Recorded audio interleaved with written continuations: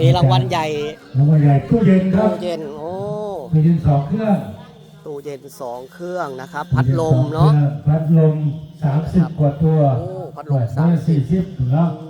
พัดลม40ตั้งคือพัดลมที่สนับสนุนนะครับมาเลือกเอาเลยพี่น้องเลยที่วัดมงคลวีรพันธ์นะครับเริ่มตั้งแต่วันนี้เป็นต้นไปนะครับและก็วันพรุ่งนี้อีก1 วันวันนี้เป็นวันบุญจริงนะครับมีระวงยอดยกด้วยนะครับและแห่ต้นป่าในภาคบ่ายนะครับแห่ต้นป่าในภาคบ่ายโดยรถแห่12 ล้อจากอำเภอเต่างอยนะครับมาร่วมให้ความสะดวก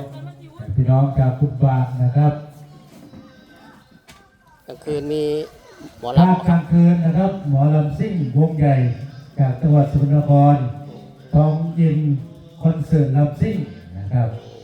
สาวงานเครื่องถึงมีที่นักร้องแม่พญาพุทธมาขมนาวงศ์พุทธมาครับสำหรับทองยินคอนเสิร์ตลำซิ่งจากจังหวัดสกลนคร